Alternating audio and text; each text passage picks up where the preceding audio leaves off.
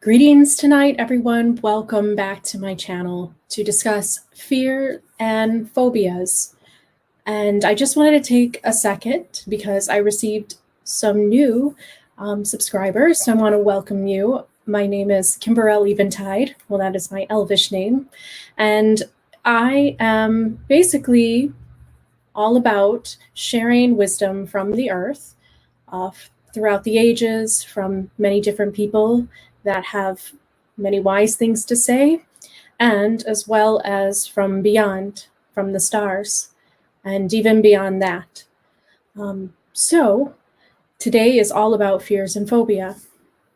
Now, this video is going to take some type of having an open mind, because this is something that I cannot currently prove.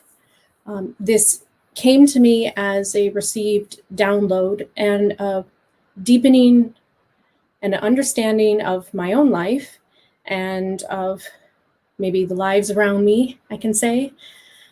So I wanted to share with you some of the things that I have come across and I have kind of really affirmed in myself, and it may help you understand yourself a little bit more, as it has for me as well. But before I begin, I'm going to open up your crown chakra a little bit, tune you into the frequency of the divine crown chakra, which is the top, and it's going to help you process some of the higher wisdom that we're going to talk about today. So just let that frequency come into you. I'll do it one more time.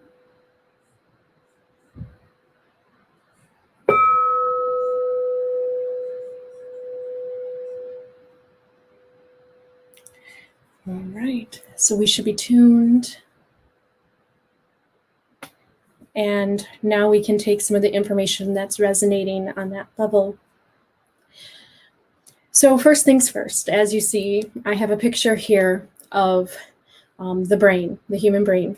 So what this is going to be is this is going to be a workshop in explaining to you some of the science behind fear, and then giving you some of the Palladium messages about rebirth and how that correlates into your own life. And then we will chat afterwards, and we'll go through the list of the phobias before, but we will chat afterwards. So if you want to share some of your fears or phobias, we can discuss them a little bit more in detail afterwards.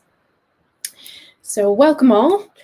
The very first beginning, I will start with the science behind fear. So the main structure that we're going to talk about today is the amygdala. The amygdala, as you can see in this picture, is that little orange spot right there. And I can even get a little bit closer. If I show you another picture here, you're going to see it a little bit more easily. So this is right here. It's part of the limbic system in the brain. And as you see, it's parallel to the eyes. So the amygdala is part of the limbic system, as I said. It is part of the mammalian brain. And its primary role is actually processing of memory and decision-making and our emotional responses, including fear, anxiety, and aggression. One of the things that I did do was share a quote from J.R.R Tolkien, because I feel he has a lot of wisdom on earth. And he talked about fear, how a man who flies from his fear may find that he has only taken a shortcut to meet it. And this was in his book, Two Towers. Now, this is here showing that this is where we contain all our memories, basically, of our emotional events in this lifetime, as well in our past incarnations. So in complex vertebrates, including humans, the amygdala perform primary roles in the formation and the storage of memories associated with emotional events, probably all events that you experience. So I wanted to read this here that will go into it just a little bit more for you. Emotional memories are thought to be stored in the synapses throughout the brain. So the fear memories, for example, are considered to be stored in the neuronal connections from the lateral nuclei to the central nucleus of the amygdala, and the bed nuclei of the extended or part of the extended amygdala. So saying that, the amygdala sends projections to the hypothalamus, which is actually responsible for the regulation of your certain metabolic processes in your body and your other activities coming from the autonomic neurons. And that's actually the autonomic nervous system. So this system is is the mechanism that is in control of the flight or fight response. So if you have a phobia or a fear of something, the hypothalamus gets a projection, a message sent from the stored memories of the amygdala, and your body will tense up. It controls the reflexes of your whole body. So you might start to cough or sneeze, swallow, you might even vomit. You can start to sweat, have a panic attack, have anxiety, and it also controls the avoidance behavior in you and even running away. That's the fight or flight, and even aggression towards something as well. So that's how it basically works in the brain as far as your fears and your phobias.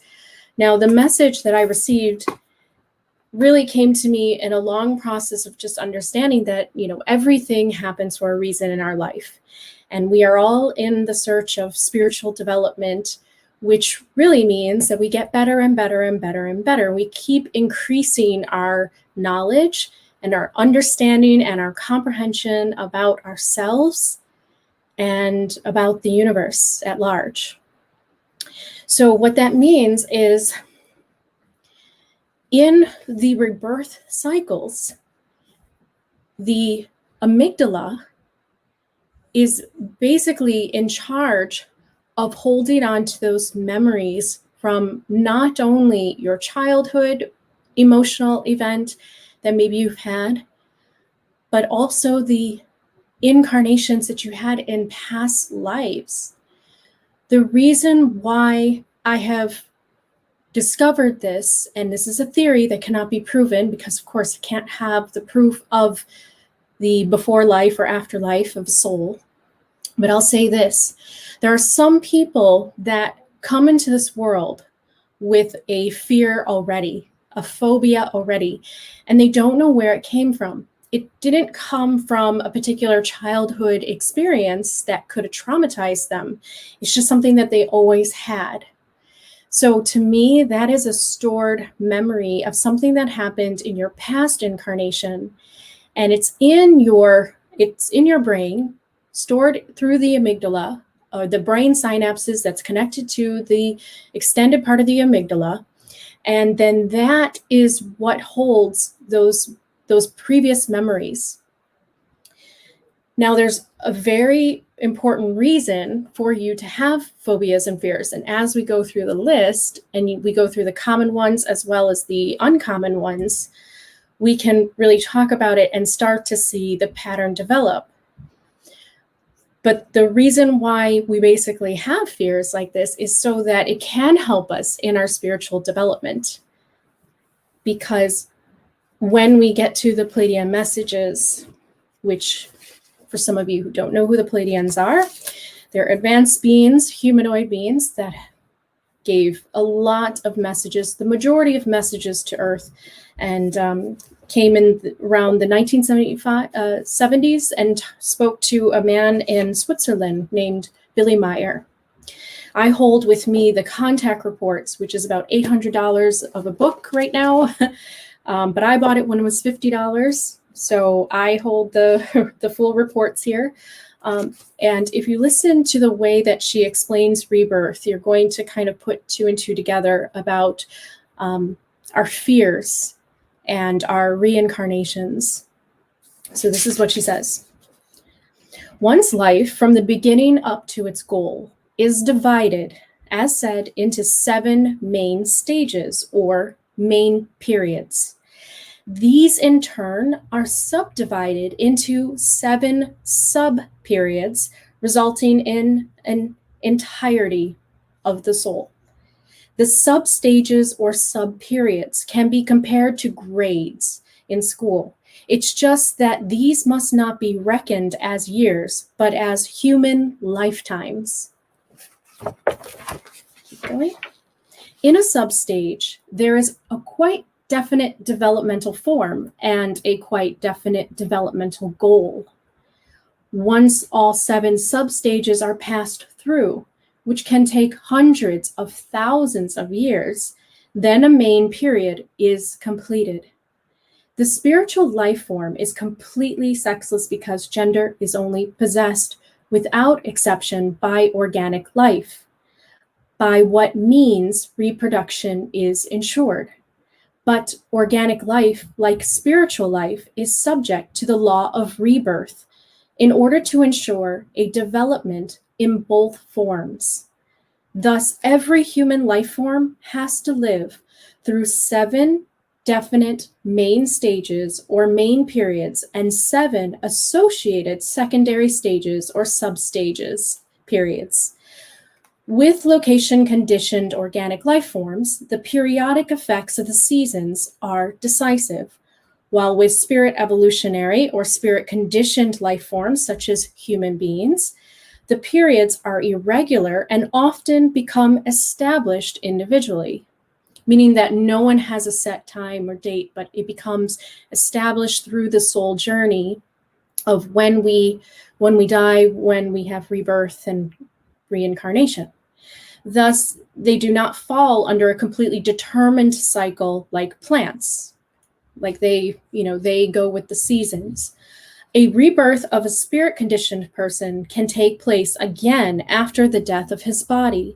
So already after fractions of a second, or however, first after decades, centuries, thousands of years, or after hundreds of thousands of years, if a spirit-conditioned life is destroyed prematurely without it having reached a relative evolutionary goal, then it is to its disadvantage. It has to go back and learn again. So disadvantage just means that you lose a little bit of time in that spiritual development. No biggie, you can always go back and relearn. But at the same time, it is harder for a soul sometimes to do. So that's why to the Pleiadians, the idea of if life is destroyed prematurely before you are ready, such as if you take your life through suicide, or if murder happens to you and you are killed prematurely before you finish your goal in life, your spiritual desire, such as if Einstein was murdered before he came up with his law of relativity, then in his next incarnation, he would have to come up with the law of relativity, because that was his purpose, to help humans, to help humanity grow. We each have purposes and points of missions and our own spiritual goals, but our own spiritual goals also help the world too. They can if you make them lofty, a higher goal to help others. But you can also have goals just to help yourself too. No problem there. But that is an example of it. So it says here that this is so there's a disadvantage if a life ends prematurely. This is so because it cannot pass through its sub-period fully and completely, and this period must be repeated or completed through an intermediate life or during a normal life cycle, so that it still reaches the goal of the period. Because remember, the main goal is to go through the 7 main stages and to go through this evolutionary process of final self-realization, but not only that, a heightened experience of creation. So if you are interested in learning about the 7 stages, I do have a video. It's called the Pleiadian Rebirth Cycles. And it's a nice long video, and it goes through all the 7 stages in detail for you. So you can watch that. But I just wanted to read that part because it's very important. So the reason why we have our fears and phobias, and I'll go through the list here and we can start looking at them, and then it will start to make a little more sense to you. But the reason why we have our fears and phobias is because it services the higher self in spiritual growth and development. So it's not something random that you just came into the world with and it's going to make your life miserable and limit you. When you get to the point where you become consciously aware enough of spiritual development as a goal for your soul, that's when you can take responsibility to help you alleviate the fear and the phobia. And that's when you eventually face your fears.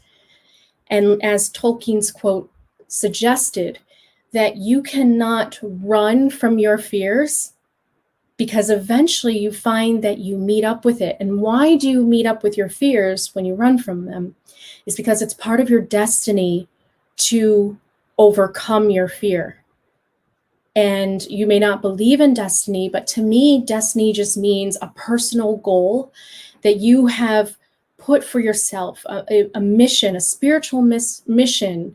And I do believe that all souls have a universal goal, which is development, spiritual development, but the individual goals are different. And we all come in with that stored deep within our memory banks. And so we have the amygdala to thank for holding on to that information from our past life that was what we feared in our past life, what could have ended our past life. And now we hold those fears in this lifetime in order to avoid, but not avoid forever. Finally, we have to face it. And that's when we stop the cycle and the experience of doing something over and over again. And we change the cycle and we start a new, fresh cycle, which would be known as a stage. So that's when we enter into a new main stage, when we close that cycle of learning. So I'm going to go to the phobias, and we're going to have fun looking at all the different phobias and fears. And if you want to put your phobia in the comments, you can, and we'll talk about it. So let me get to the shared screen here.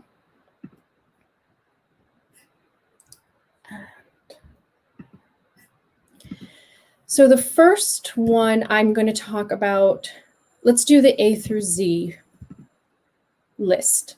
So I hope everybody can see this here. So we're going to go through this. So these are A through Z common list of phobias. So the phobias are divided into 4 specific categories. Now this has a lot to do with early humans, but not only early humans, but other lifetimes and on other planets, in other realms.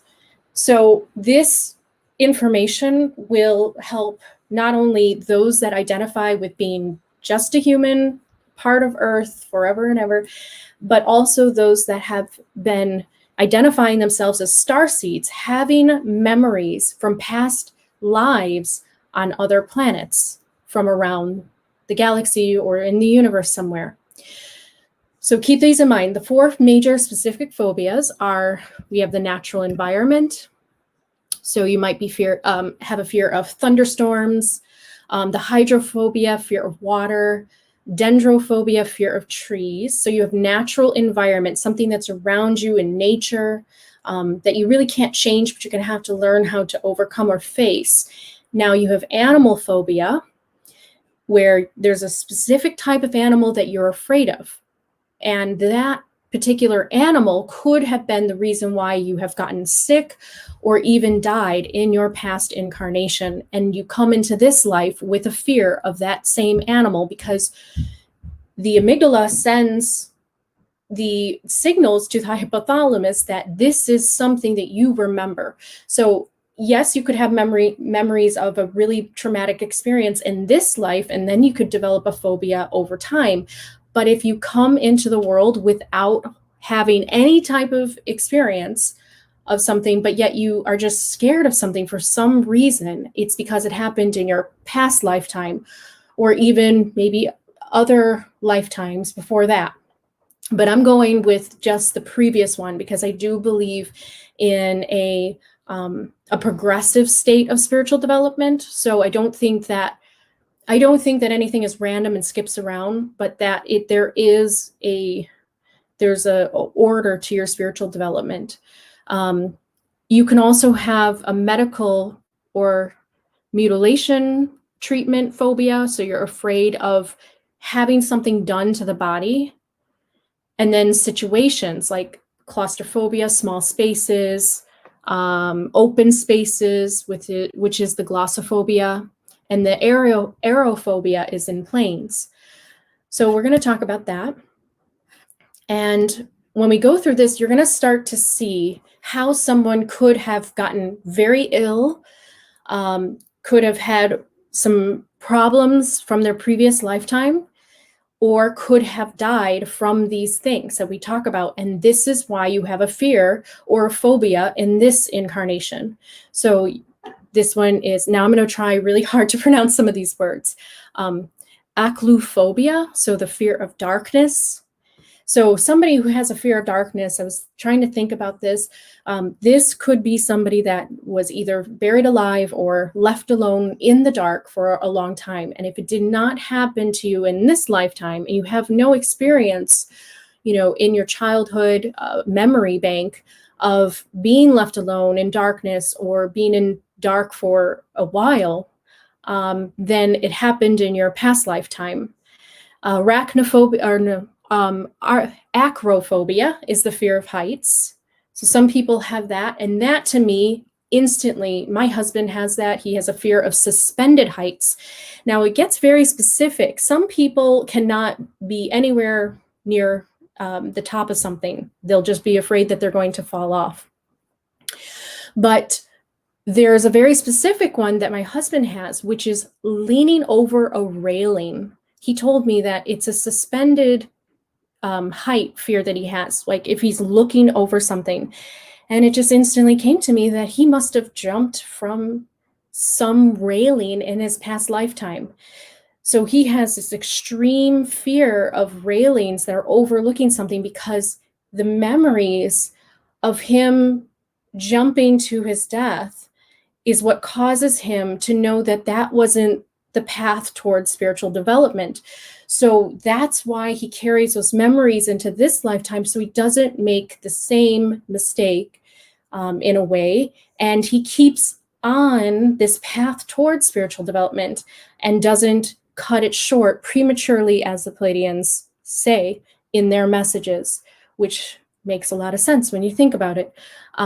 So there's different ways that you can think of fear of heights. Some people just are afraid of being in airplanes, and we'll get to that. That's the fear of flying here, aerophobia, fear of flying. So if you're in an airplane crash in your past lifetime, then you're going to certainly be afraid of getting on an airplane in this lifetime because you think that things are going to repeat.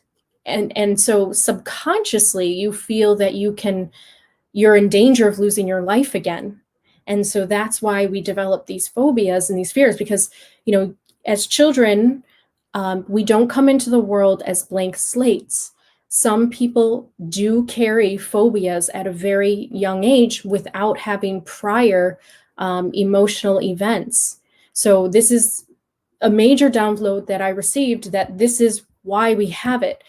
And medical journals and things that I have read say that it's not important to understand why you have phobias, but I think that that is incorrect. I think that if we understand why we have our phobias, we can then really face them, because it actually will help us with our spiritual development and growth. But we got a way to go to have spirituality combine with medicine, or the medical advice of the community and the doctors. So we'll get more into that as I read you the Mayo Clinic article. But fear of open spaces or crowds.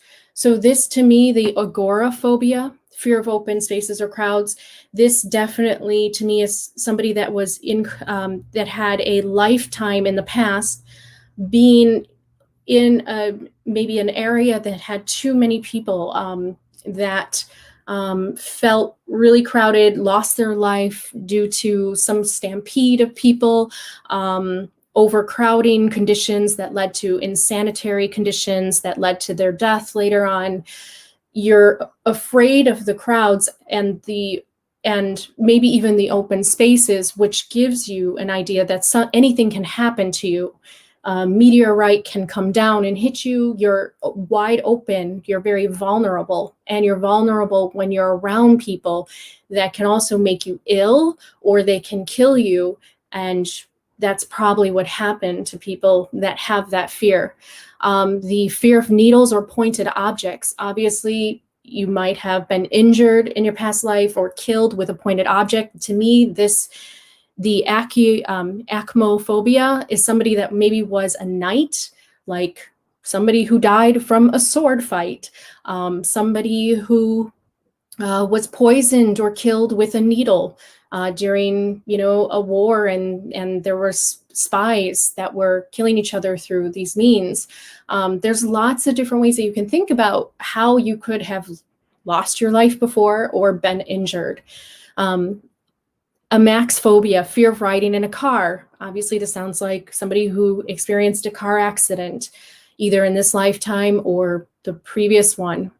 Androphobia, fear of men. This could indicate, if you're a woman, if you identify with being a woman and you have a fear of men, then this could indicate that you were abused and you were hurt or even murdered by a man in your past lifetime. And this might give you problems to be intimate in this lifetime because you're afraid to open up to another man that you trusted and then murdered you or abused you and made your life miserable until the end. So in this lifetime, you're going to be very cautious and very wary. In the fear of angina or choking, so somebody who choked on a fishbone. It's rare, but it does happen. There have been deaths through choking on pieces of food or whatever that gets into the windpipe. Fear of flowers, anthrophobia. So this to me symbolizes somebody that might have lived much in older times where they were using herbal medicines and even poisoning each other with flowers and using, hemlock to poison people, which is a white flower. And so this to me is a fear of the actual poison that some flowers do contain with themselves. So that to me is why you might have a fear of flowers. Also, you might have had a severe allergy in your past life that made you very miserable. So your subconscious carries those memories with you, and you don't want to go through that pain again. Anthrophobia, fear of people or society. We kind of talked about that. That's a distrust in other people. You could have been hurt by a large crowd. You can have been hurt by others. You could have been, like I said, somewhere where you felt really vulnerable in your past lifetime. So you come into this one, you don't trust being around a lot of people. Aphenphobia. I'm not even going to try to read these. I'm just going to read the English here. Hopefully you guys can just read this. Fear of being touched. So that could be somebody that was strangled or physically abused or murdered in their past lifetime. So they have a fear of anybody touching them because they're coming into their space.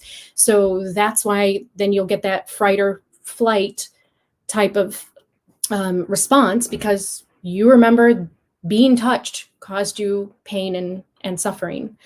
And of course, that can happen in this lifetime too, where you develop that fear. But I'm definitely honing in onto the past incarnations. If you do not have previous experience with some of the things we're talking about, I really want to help people kind of understand why they come into the world with phobias or fears. It's not random. It's not a chaotic event. There's a reason behind it, and there is a way to face it. And we'll talk more about that. Arachnophobia, fear of spiders. This is a very common one. And the interesting thing is that Tolkien himself in South Africa, he was bit by a tarantula, and it made him very sick for many months. And he sat on his bed and he read fairy tales, and that's how he started getting really into fairy tales.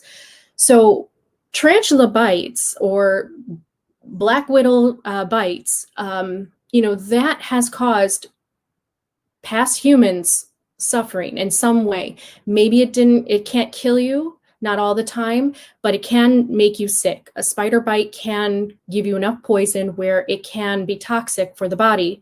So past humans, early humans who are living in the forest or living in the wilderness, may have received lots of bites from spiders and have gotten sick, and they view them as a threat. So I think that's why the majority of humans have this as a phobia, that this is very easy to have if you were living in the wilderness, and this is early prehistoric times almost, when you didn't have shelter. So these spiders would crawl all over you, and this is probably what happened. Also, it could happen, like I said, during J.R.R. Tolkien's time in the 1940s, I believe he was, maybe a little bit before when it happened. But when he was a child, it was when he received that spider bite. And that's what entered into his stories later on, was the big giant spiders. So what hurts us, what gives us suffering and pain, it gets stored in our subconscious. We repress those memories and we push them down because it's too scary to think about. So they get stored in our subconscious. They're not on the surface, otherwise we wouldn't be able to really function. But when we see pictures of spiders or see a spider, so if somebody has arachnophobia, then their heart will start to beat faster, and they'll start to get the nervous system going, the hypothalamus. So that's why I think that most people have a fear of spiders. It's just a very easy thing to have. Fear of snakes is also another one that's very common. So anybody who was an early human probably got bit by snakes too. If you have a fear of phobia in this incarnation, you don't know where it came from. Fear of numbers, arithmophobia. So this is a little bit interesting. So you have to kind of work your way around trying to understand, well, what is it about numbers that symbolize your demise, or getting hurt, or having something happen to you? So you can go through this list and you can start to see where these fears came from if you did not have an experience with something that was traumatic in this lifetime. Fear of thunder and lightning, fear of disorder or untidiness, fear of imperfection, fear of failure, fear of human-like figures. Now, this one is very, very interesting to me. Automatonophobia. Now, my husband has this a little bit, and I'm going to use them as an example. You know those things that sometimes stand outside of, like, I guess, car places where you buy cars, and they blow in the wind and they have like their figures flying around everywhere? He says those freak him out. And like sometimes like really tall, thin figures just kind of scare him. Like I think the Slender Man would probably scare him. To me, this symbolizes somebody that might have had an experience, a past incarnation, with these figures on another planet. I mean, I can't really think about anything else, but if you have a fear of human-like figures that are not quite human, that sure sounds like something more alien to me. I mean, maybe as a child you could have gotten afraid of seeing something in art or a story, but I think it really does have something to do if it's not quite human and it looks human-like, but not quite, tall and thin or big and giant like a giant. Some people can be afraid of giants. Then I think that symbolizes other life forms on other planets, and maybe you had a war with those particular species of aliens. And I mean, you could really think about your personal story and what that means. And then what you should do is try to meditate and take yourself back into your past life if you can, to have some of those questions answered. If you see yourself having a past life experience with some of the things that you're afraid of, so that you can finally face your fear and understand that you might be afraid of losing your life in this lifetime to the same thing, but that might not necessarily happen. We do have the mechanism of avoiding things in this lifetime, which is good because it means that you're not going to make the same mistake. If you have a fear of riding in a car, there's a chance that if you avoid riding in the car your entire lifetime, then you won't die of a car accident, of being in a car. But that limits you in your life. So you have a choice to make. Are you going to live in fear and limit your experiences? Or are you going to finally face your fears and understand that things don't necessarily happen again the same way? That we have experiences in our past lifetimes, but they're not necessarily going to be exactly the same in this one, because that wouldn't really help our spiritual growth. And it would be quite boring too, right? Fear of being alone, so being left alone, being an orphan maybe in your past life, or being somebody that was left alone for a long time by others. I could think of somebody who was maybe an explorer, or somebody that was lost in the wilderness and had nobody. You think back to the earliest humans that were just evolving, and they look around and there's nobody until they find maybe another tribe or clan that they can belong to. So that can definitely be an experience I might have. Fear of bacteria. This to me signals that somebody definitely got a contagious illness or disease and died, got sick and died in their last incarnation. So in this one, they are afraid of germs, and they have a germ phobia because something inside of them in their subconscious is telling them, stay away from germs, because that ended your life in your past lifetime, or that made you really ill and you could no longer walk or something. So that's, I think, why people have a fear of germs. Fear of gravity, falling from a great height, or floating without control. That could be somebody that might have had an incarnation on another planet and the gravity is different there. That could symbolize a lot of things. I think you have to really kind of ask yourself, why would you be afraid of floating in the air? Fear of stairs or steep slopes, or how about this? Not only floating in the air for gravity, but also coming down fast and falling. As we know, what comes up comes down too. So you could be dropped from a great height as well, plummeting to the earth or to the ground. So that could definitely do it as well. Fear of stairs or steep slopes, fear of amphibians, fear of pins and needles. Now, there are some frogs, I just want to say on amphibians, there are some frogs that are poisonous. So if you think about it, the poison darts are made by frog secretion. So think back to the earlier humans that lived in different tribes and areas of the rainforest. If you have a fear of frogs in this lifetime, you probably got punctured by a poisonous arrow from frogs. And that's what stores in your subconscious. Fear of pins and needles, fear of books, fear of plants. Fear of books is an interesting one. Fear of books to me almost is more symbolic of the idea that I would have to go into it more about the idea, like, are you physically afraid of what a book looks like, or is it the idea that there's words in a book So that's scary to you, because if there's words in a book, that can mean that you were a person in the past that had been written about terribly or horribly for your reputation. So you have a fear of seeing your identity in a book now in this lifetime, or reading about words that, you know, you're afraid that they're going to hurt you somehow, that words hurt you in some form. So they must have caused you pain and suffering in your last lifetime. Fear of plants. Well, we know many plants, like flowers, can be poisonous. So obviously that could be something that you experienced in your last lifetime. Fear of ugliness, fear of being ridiculed, fear of mirrors, fear of snow, fear of colors, fear of clocks, fear of time, fear of confined spaces, fear of clowns.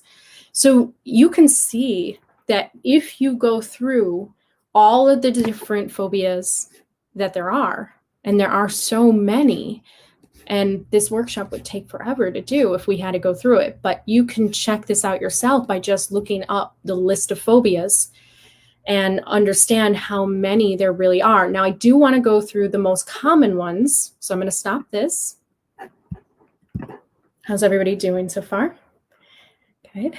And then I'm going to share the common ones now, because these are the ones that affect humanity and are most prevalent with people. So we're going to talk about that. Sorry, I should go back. This one. Okay. All right. I hope you guys can see this. So the top most common phobias is acrophobia, which is the intense fear of heights. So that one is, I think, one of the most common ones. People don't like being in a high up place and then looking down. It's an intense fear of heights. It's one of the most common phobias. People with arachnophobia can experience a panic attack in high places and become too agitated to get themselves down safely.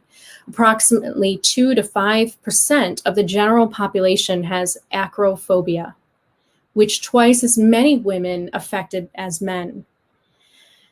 Now, I'm going to go on just a kind of a limb here, no pun intended, but I'm going to say that this has a lot to do with being in an area where you were living high up and you fell down to your death, or you were thrown down, or you have a fear of being dropped from a height.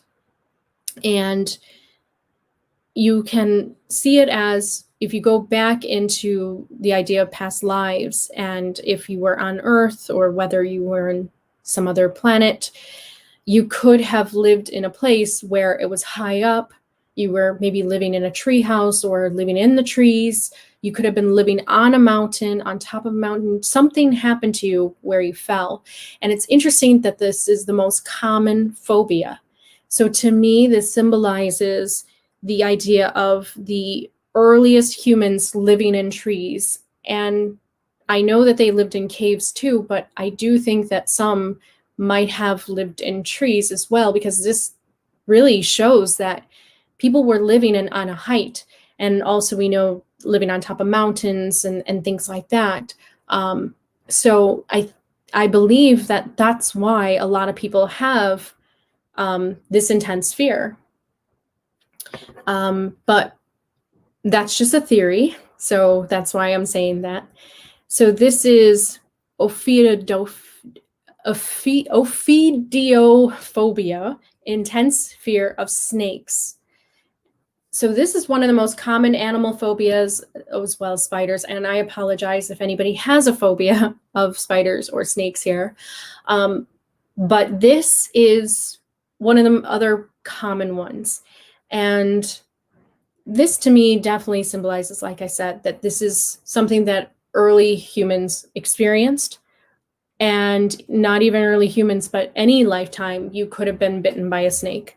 You could have had some kind of illness or even death from a snake in the past. But it is interesting that it is the most intense fear or common fear of humans. So it symbolizes something to do with earliest humans developing.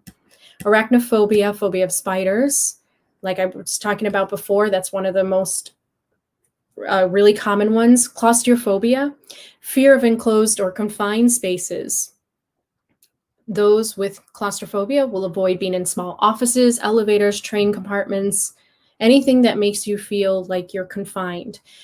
So as we know, in our sordid past of history, there were many people that were put in terrible conditions in terms of dungeons and prisons, because we did not have a good set of a law system. You know, as the humans were developing, law was getting better, but because law was not concrete, you know, it wasn't what it is today, many people suffered and were put in dungeons and prisons in very small confined spaces.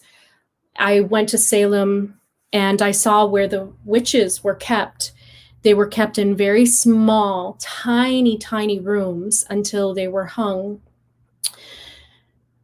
which always is really hard to see when you go to Salem. And if you want to check out the Witch Museum, there's a couple of them there, but I did go to the original one where it was the basement or the dungeon where the witches were held. So this to me symbolizes somebody that has been put in a prison and was confined, or even more terribly, buried alive. Are some horrible torture methods that humans have put on each other in the past. And it has a lot to do with being confined and put into a small place. So it makes a lot of sense that many humans would have that, because as the cycle of souls go, they're coming from these horrible dark ages. And many people were probably put in prison or dungeon, or had been buried alive and killed in some kind of way. And I believe that that's why. I really do.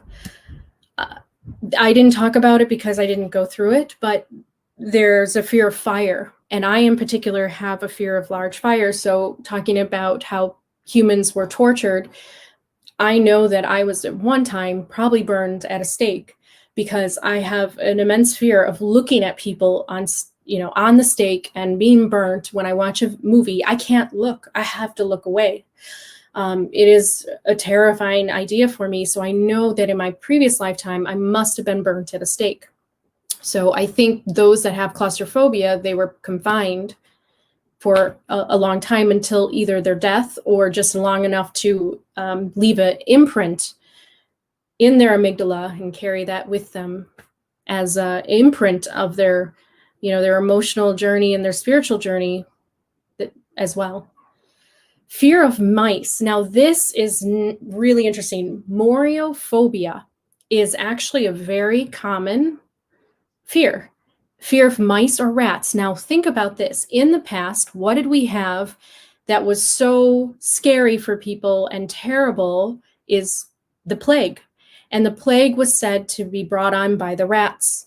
And we know now, I think it was the flies that gave it to the rat, and then the rats. So this is why I believe that this is a very common phobia, because if you have a phobia of mice or rats, you had an experience during the Black Plague.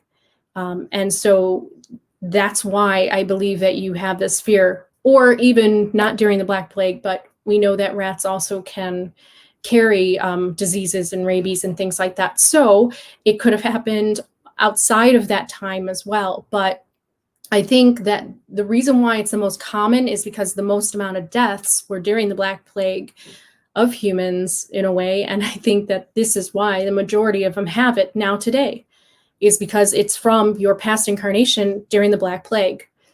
Odontophobia, dental anxiety, intense fear of receiving dental treatment. This is so common, and I know why. Now, we should not have such a fear in this lifetime, because the technology of dentists have completely improved. But in the past, do you know what ancient people did for dentistry is terrible? They took pliers and pulled teeth out from the root. I mean, can you imagine the amount of pain? absolutely nothing to heal the pain or to help the pain. You just had to put up with it. And if you didn't die of blood loss, then you're just in pain for a long time until it finally heals. No wonder humans have a fear of going to the dentist when they come into this lifetime, because in the past ages, the dentistry was not high tech. So it makes complete sense that that caused you suffering and pain and possibly led to infection and death, because let's face it, there was not antiseptic and lots of ways of helping infection or stopping infection in some of the darker ages. Cynophobia. So this makes sense to me. It's a phobia of dogs. Now, this makes a lot of sense. Now, while many of us love dogs and have befriended dogs, there are some that, it says right here, an estimated, what is it? Oh, they're just saying the numbers of the dogs. But no, it says reports that 12% to 30% are suffering from this specific phobia will seek treatment. So that's really good, because that means that eventually they're like, okay, I can't avoid a dog, because you go outside and there's going to be a person who's walking a dog. So cynophobia to me is an indication of a person that in their past life, they had a run-in with a wild dog, a wolf, and got bitten, died of the infection or the bite, or just really suffered and really, really hurt. So I believe that's why you have a fear of dog. Now, you can have, like I said, that event that occurs to you as a child, or even a baby. You could be bit on the face or the body with a dog, and then you grow up as an adult. But if you don't have that emotional event as a child, but you come into this world with just a fear of a dog, then it means that you have been hurt by a dog in the past. And that can only mean your incarnation before. This is mysophobia. It's an intense, irrational fear of combination of dirt and germs. So this is the germ phobia. So this makes a lot of sense, because this is one of the things that kills humans, is contagious illness and infections and disease. So it makes a lot of sense that people would be afraid of having dirt in a wound, germs that could have killed them, made them sick, or made them die. That makes a whole lot of sense why you have a fear of germs in this lifetime, because you know that you probably you could die, and so it makes you have this fear to take care of yourself, so you don't have the same basically end as you did in the last lifetime. And the aerophobia, that makes sense. Fear of flying in planes, then you must have died from a plane crash in your past lifetime. Or either, I don't know who survives a plane crash, but if you do, then that still can cause you pain and suffering as well. Okay, so I'll stop that. We'll go back. Now, that is just a little bit of basically looking at your own life now and kind of seeing how those phobias and those fears fit in. Now, how do we actually get over them, or how do we reach a sense of spiritual development and move past our fears if we want to? You can choose to not, not to go towards anything, because you can just avoid something all your life. But like I said, it can become very limiting in your life, such as germ phobia, things like that. It can lead you to not going outside, and wearing gloves all the time. So if you get to a point where you just really are tired of living in avoidance and you want to face it this lifetime, because remember, what you don't face in this lifetime, you will have to face in your next. It's all part of the journey. So if you get to the point where you do want to face it, then I'm going to read you something here. It's an article by Psychology Today.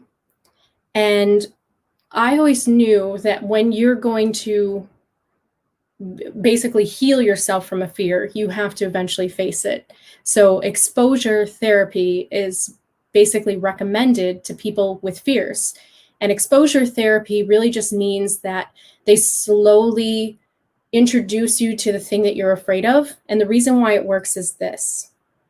A story about the Nobel-winning writer Isaac Bashevis Singer has him resting at home after receiving news of his award.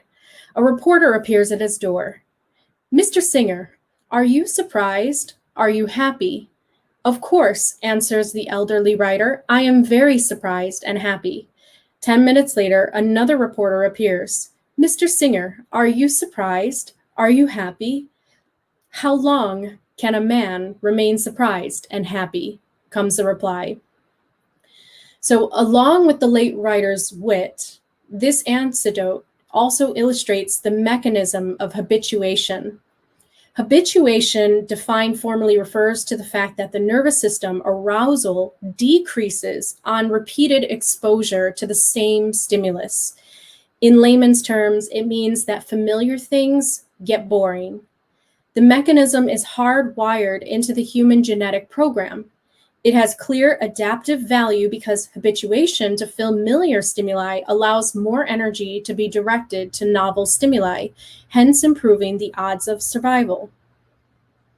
So as you can see, the only way to go up, just figuratively speaking, in your spiritual development and growth is to eventually expose yourself to what you are afraid of and to become used to something and to see that it doesn't have the same threat as it did in your past life. And when you see that, because times have changed, technology has grown, and dogs have evolved too. We have less wolves around, and even wolves, people have pets for wolves. So there's an evolutionary process that has happened from the things that you fear. Now, I will say with snakes and spiders, they seem to still be a little bit of a threat because they can't really be tamed as a dog can. So the dog and the cat are really the two animals that have been with humans for longer. So they are domesticated, and that has passed down through their genes to be more tame. Now, of course, there's stray dogs and wild dogs still that you might fear and definitely be cautious around, but there's less of a chance of getting bit and dying from a dog bite in today's world than there was in the past. So what this means is that for you to face your fears, you have to tell yourself that things have evolved, things have changed, and that you don't have to have the same fear as you did in the past. And also it's about kind of looking at yourself as a creator, having a little bit more power to determine how your life, I'm not going to say how your life ends, but in a way, the pathway of your life goes. And so you have, when you become more aware of yourself spiritually and you really kind of work on that growth, then you will have the amygdala and the fear center in your brain will have less of a control over you. And I have personally seen that with my own fears and how I have gotten over them in time. And it just comes with exposure and dealing with something, because like I said, you can choose to not deal with it in this lifetime, but it's going to catch up to you one way or another, because you eventually have to learn in your infinite self.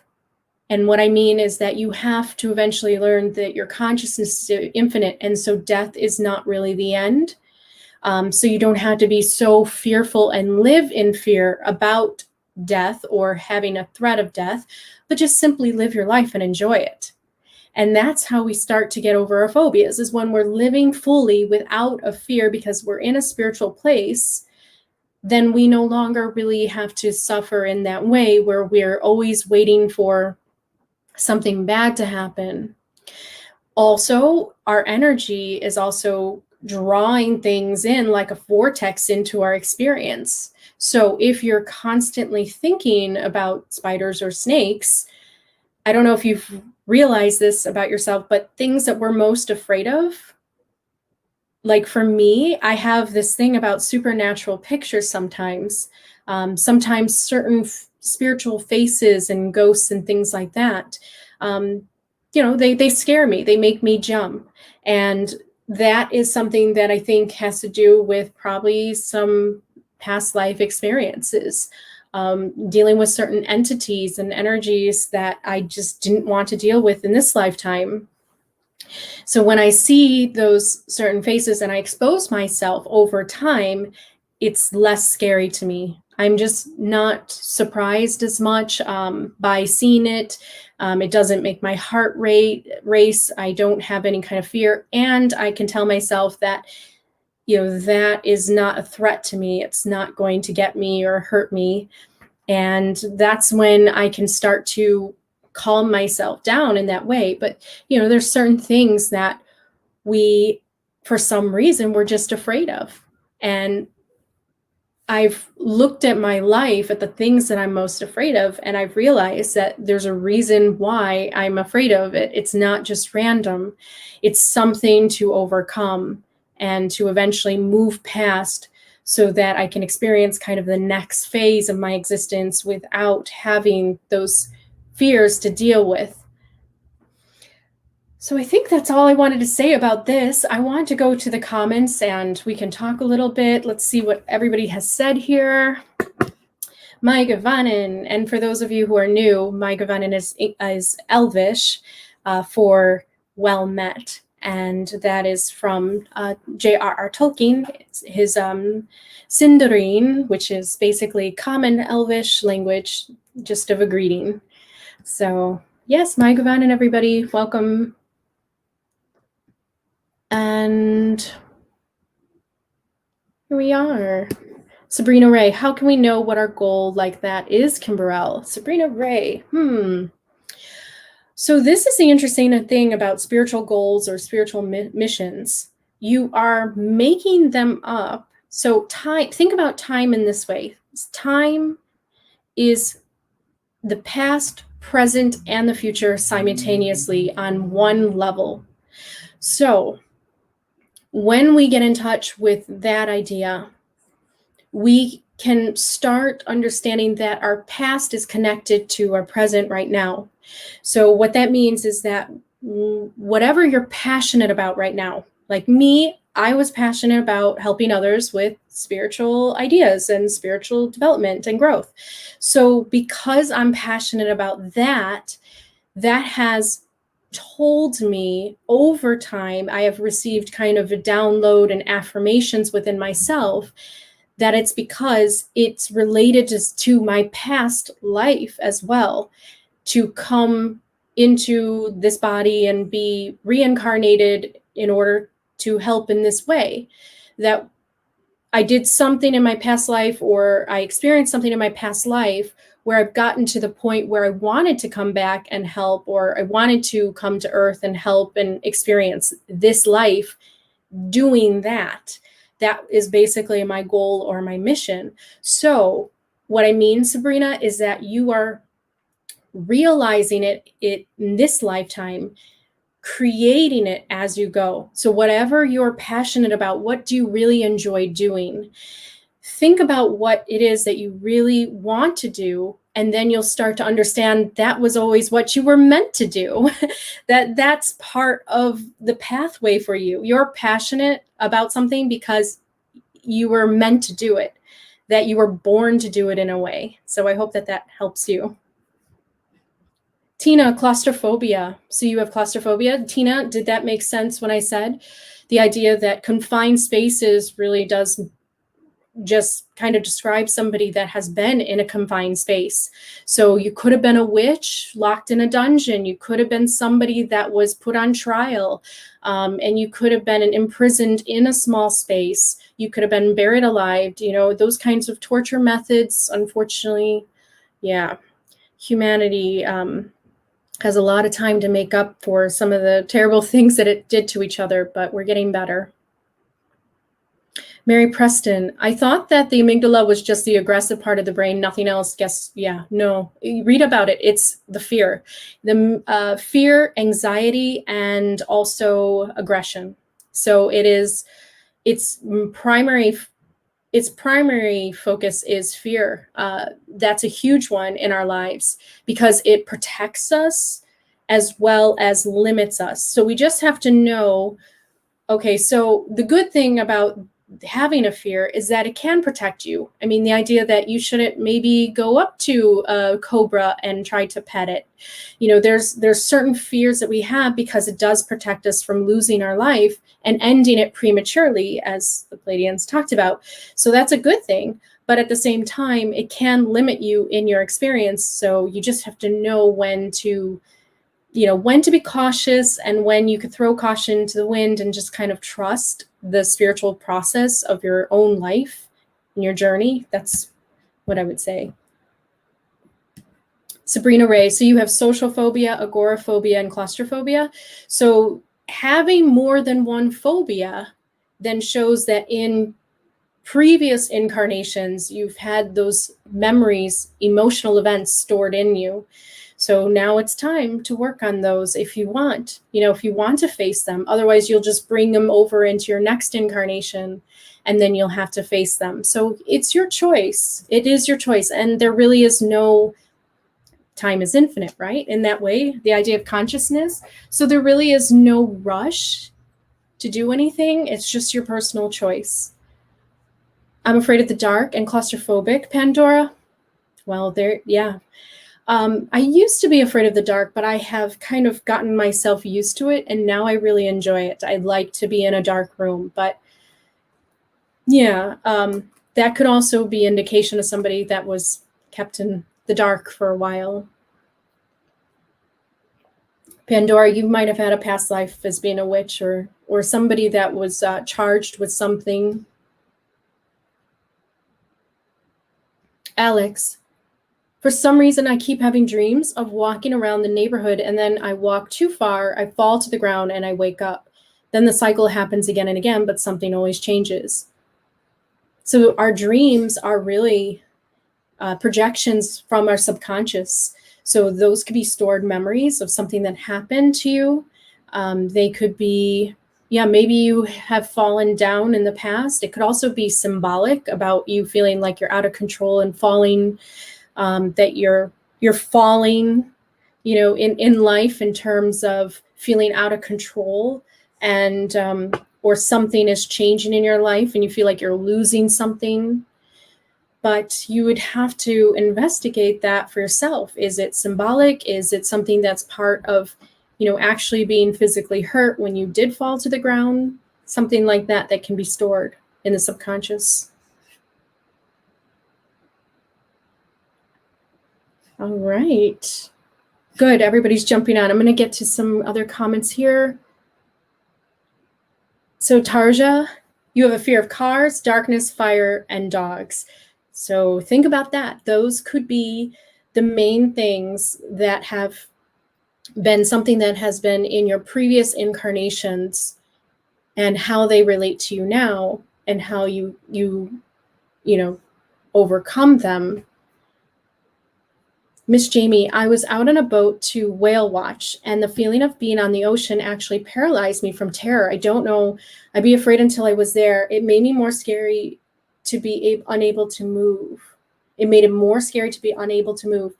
Miss Jamie, maybe you were on a sailboat or a ship in your past, and it could have sunk.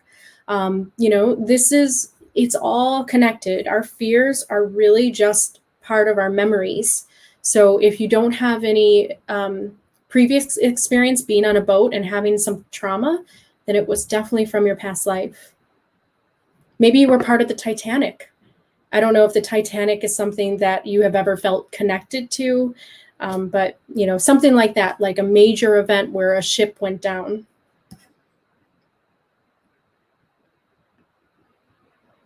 Let's see more here. So Mary Preston, I get scared of being left alone because I was tortured to death with it in the past life.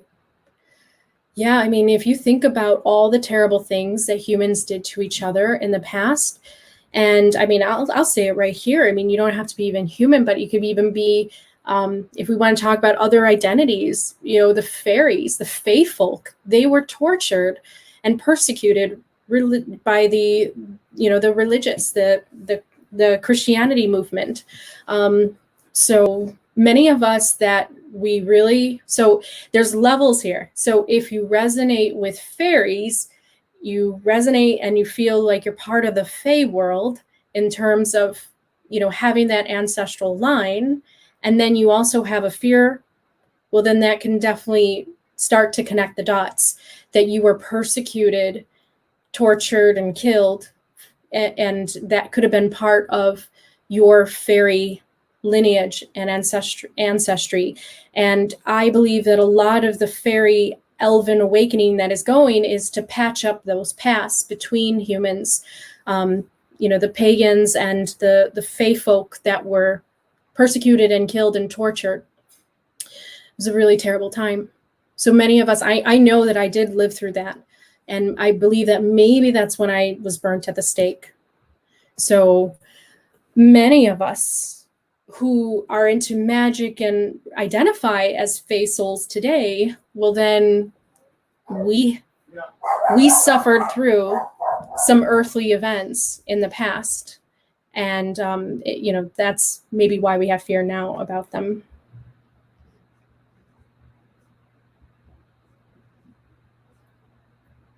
Okay, so let's see. Miss Jamie, what would a fear of being unable to communicate be from?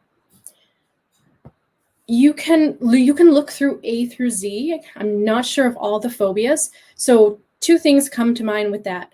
A fear of being unable to communicate can also be just insecurity, that you feel like you're afraid to be inaccurate, or you're afraid to be vulnerable and tell your feelings to others. So it could be just an emotional insecurity and a fear that developed over time, but it also could be that maybe you spoke out in your past lifetime and were killed for it. So there's lots of ways that you can see it. You just have to kind of look at your life and try to understand, is this something that comes from this life, or is this something that I carried with me from the next? I hope that makes sense.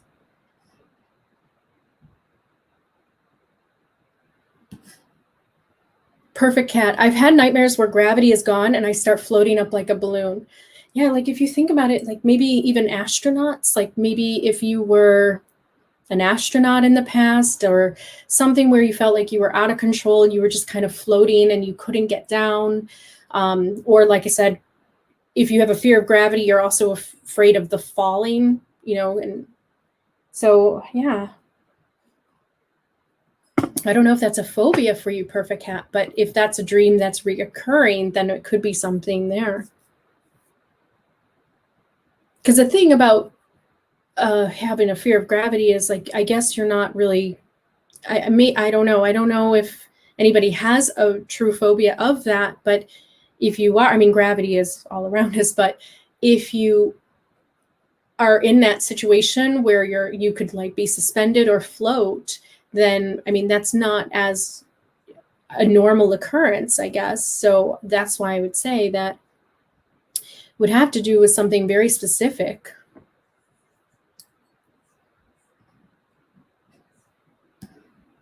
Miss Jamie, so you've been to the Salem Museum too. Oh, it was really, yeah, it was a really an emotional visit for me. And those cells are so small. Yeah, they could be used for, mice and rats also could be used for torture methods. But I think that the amount of numbers of people who have a fear of rats and mice, it definitely is related to the Black Plague. Let's see how many people died in the Black Plague, because that's our biggest plague that we've ever had. So I don't have a fear of rats or mice at all. I think they're quite cute, actually. So I don't think I'm part of that. But if you have a fear of the Black Plague, how many people died? So it was during Europe from 1347 to 1351. Oh my goodness. It resulted in the deaths of 75 to 200 million people. And it happened from people in Europe all the way to North Africa. That's quite a lot of people. That's quite a lot of people. So that probably makes sense about the idea of how many people have that phobia now. It's the largest amount of people that died from it.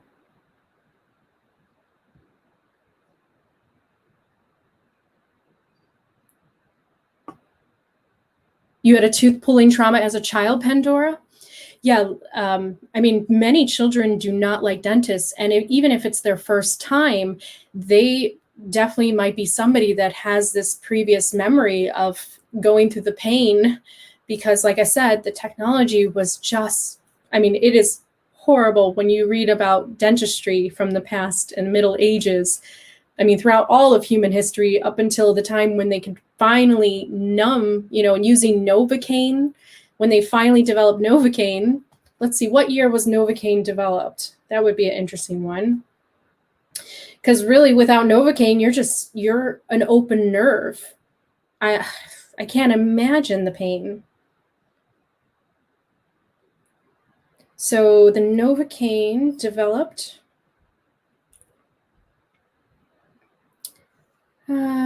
When was that developed? I'll have to go to Wiki here. First developed, I don't know why I'm getting the year, but I think it is interesting because it does have a lot to do with if you come in and have a terrible fear. So Novocaine was most important until the 1940s. It was produced in 1905 by a German chemist. So before 1905, there was nothing to really numb the tooth area.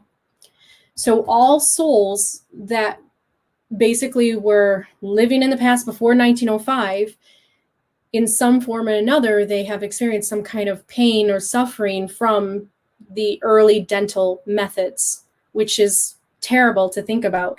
And some, like I said, probably died of infection, swelling, damage to the nerves, or just really, really bad pain until it finally healed, I guess.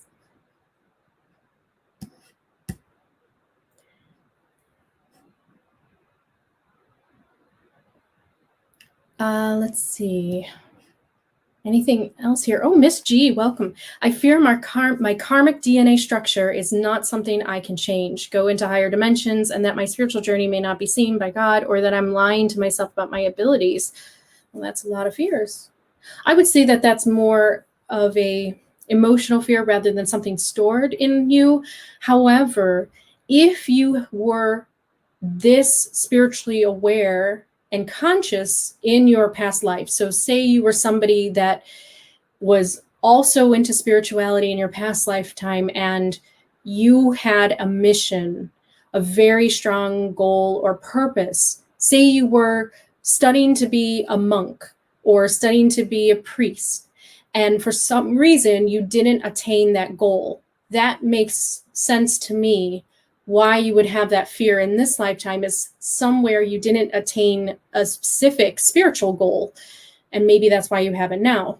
Or it could just be you are just insecure or feeling like you're unsure of your abilities. But I have several videos that might be able to help you. And I mean, that's basically what my channel is about, is to help people find that inner strength within them to trust and feel, confident in their spiritual gifts and abilities. And not only that, but develop them over time with trust.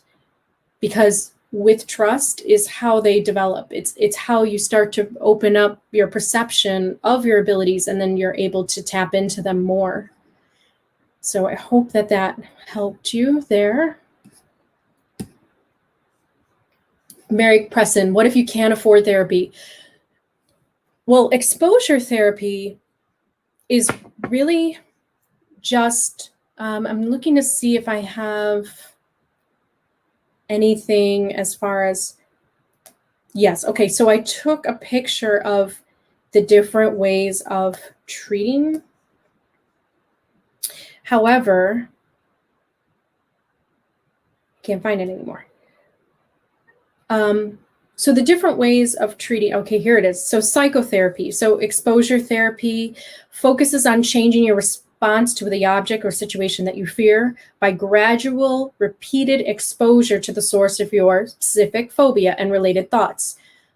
You really don't need to pay somebody to expose you to something. You can maybe have a friend that can slowly introduce something to you. If you have a partnership, that you can have somebody that you trust that won't, flood your senses with it right away. Like if you're afraid of spiders, start off small with what they do is in exposure therapy, they start you off small with a picture.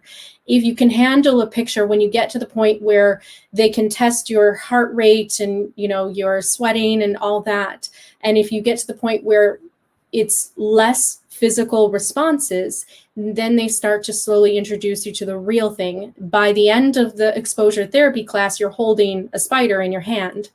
Now, you could pay somebody to go through that therapy, or you can simply do it on your own with a friend or somebody that you trust, or like I did with myself, just over time, just kind of looking at things and telling myself that there's nothing to be afraid of. So it's really up to you, but you don't necessarily have to pay somebody if you can't afford it. And then, so there's the exposure therapy. There's also cognitive behavioral therapy, which involves exposure combined with other techniques to learn ways to view and cope with the feared object or situation. So you learn alternative beliefs about your fears and bodily sensations and the impact they have had on your life. So then what the cognitive behavioral specialist will do is say, have you died from a spider bite? And you'll say, no. Have you ever gotten bitten by a spider? No, I don't think so. So what, so they get you through a process of reasoning with yourself, and through logic, they start to kind of get you to change your perception on things in addition to exposure therapy. But you can do it on your own. The cognitive behavioral therapy is a little bit harder. You probably would need a professional to help you because they know specifically what to say. You can also get help through medications. They say beta blockers. They block the stimulating effects of the adrenaline and the increased heart rate.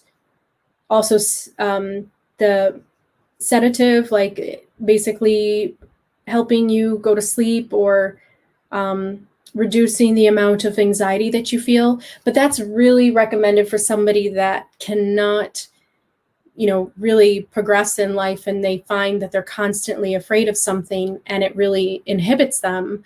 So that's the only thing, is like, you don't have to go to the medicine. You could really just focus on the mind. And only if you feel that you're out of control, your mind is just not connecting to your body, that's when you get into the medicine.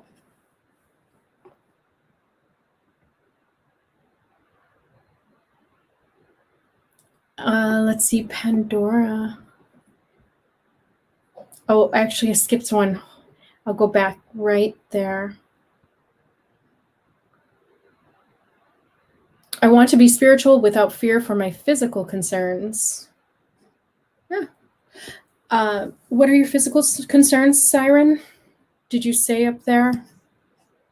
You would just have to start to understand that your body is, there is a mind, body, soul connection, but your spirit is always going to be the stronger force, right? Because the body really is what eventually dies and gets hurt, damaged, gets old.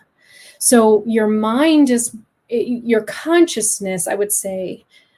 I wouldn't even say the mental mind, because we have things that's like Alzheimer's, where it's the slow kind of, I would say, like a degenerative kind of progressive state of the brain dying, and kind of you losing faculties of the brain. So there's the brain, and then to me, there's the consciousness, the universal cosmic consciousness. And you just have to remember that part of you.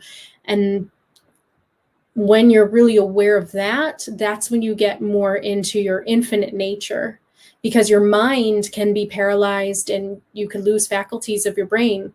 but your spirit, your spark of consciousness or awareness in that way, I think, is what you can focus on, that never dies and never, I mean, that's something that's passed down through the ages, in terms of like spiritual messages, that that's the part of you that lives on forever. So I hope that that helps you. You can separate the two. Miss Jamie, I used to be very afraid of horror films, so started learning about special effects makeup. Yep, exactly. Exactly. That's exactly what I went through, is I started to kind of train myself to see that it was CGI effects, and it was also just the makeup. And when I did that, then my brain told me, oh, this is not a real creature. This is not something that, I that will hurt me or be a threat. It's a human in a prosthetic nose. So yeah, it helped. And that's how I got over my fear. Siren of the Void, I've always wanted to inspire people to be their true selves. Well, there you go. There you go. And part of that is just by being your true self, and we inspire others by doing it. So just be your true self, and then you can start talking about your experiences being your true self, and then that's how you can start to kind of work on that goal of helping others. So I hope you do. That would be great. More people need to know that it's okay to be yourself, and not to follow the crowd, not to follow society, but to do what you want, what's inside of you. Siren of the Void, what if I had a negative event surrounding having an amethyst, and now I love my amethyst? I would say that means that you have worked to overcome that fear, that something could have happened surrounding that crystal, like maybe Atlantis.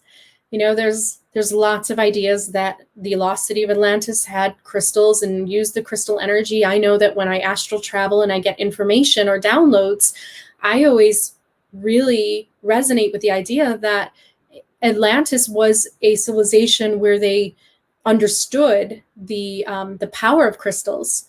So to me, that could be a time in Atlantis that you died and into the ocean, but you might have recognized in this lifetime that the power of the amethyst is more important than your fear, that you are drawn to the power of the amethyst, and that you're not on an island in the middle of the ocean that can sink anymore. So that to me seems that you've worked out that fear. Miss G, does seeing fairies and pixies in my Akashic records mean I am a part of that, or was that my past life? You would have to go into your records. Just the idea that you would have to see is am I somebody that lived amongst the fae folk and the people, or did I have experiences and relationships with the fairies and the fae folk? So there's different experiences about that. I would say that however you feel about humans today has a lot to do with being part of a fairy ancestry, because you'll feel a little bit different. You'll just think differently than humans do in terms of, I don't know, I can't give really examples. One day I'll make a video about it, but I'm not here to separate myself from humanity anymore. But I think that at one point I just felt so different. So I think that the different experiences there with the fae folk versus just being a friend of the fae. So you have to just kind of see where you fit in. Raspberry Dork, welcome. I keep having this reoccurring thought. If all possibilities are possible, can there be one where source is destroyed?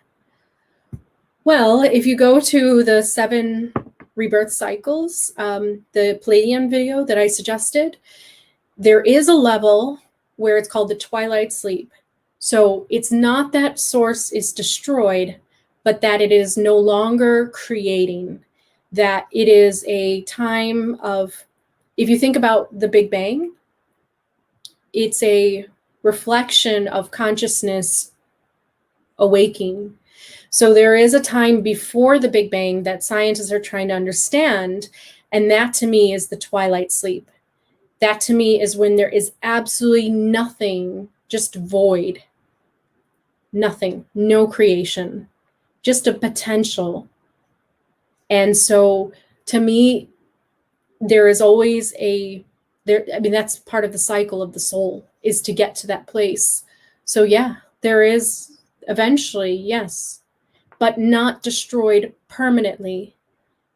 To me, there's no such thing as prime source being destroyed permanently, because it is consciousness itself. This is what this universe is. Its experience, its growth, its life moving forwards. I can't imagine that it would be destroyed permanently. But yes, there is a time where it's not destroyed, but it is put into a state of non-creation, and then it creates again. So it's a cycle. So you can watch that video, and it kind of talks a little bit more about the 7th level.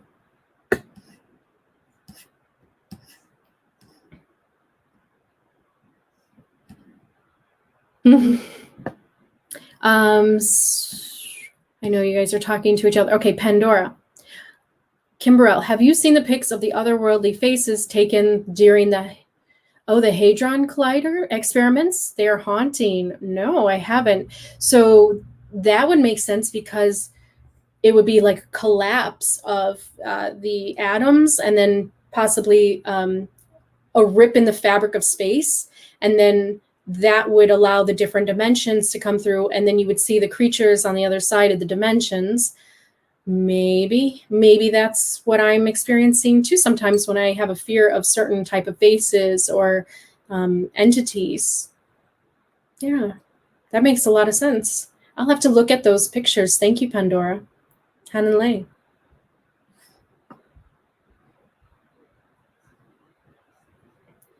And Karina, welcome. I'm afraid to die and let something undone sometimes. I feel as if I have done kind of amnesia. And amnesia is really about forgetting. Yeah. Afraid to die, let something undone. Oh, yes. That's my biggest fear. In fact, I had a near-death experience because of it. I came back because I left something undone. Those that do have near-death experiences, if your consciousness comes back, then you absolutely have left something undone, and you have not reached a state of satisfaction with yourself that you can move on into the next level of spiritual development. So that's why people do come back, is because they know deep inside that they're not finished, they're not done. So I did have that fear. I still do have that fear, to be honest. It's something that I am personally working on. And that's why I make videos weekly. And whenever I get like a spiritual download or information, I make a video, because I know that time is limited on Earth in terms of this incarnation. And I want to make sure that I do everything that I set out to do before my time. So I completely understand you. And all we really can do is, take our time, go through our experience, and realize that in a way time doesn't exist, and that it really is just a fear that we have.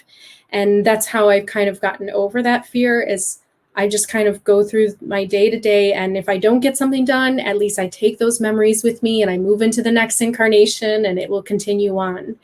So nothing is ever lost, because it's energy, and energy is neither destroyed nor created. And that can also answer the other question about, can prime source be destroyed?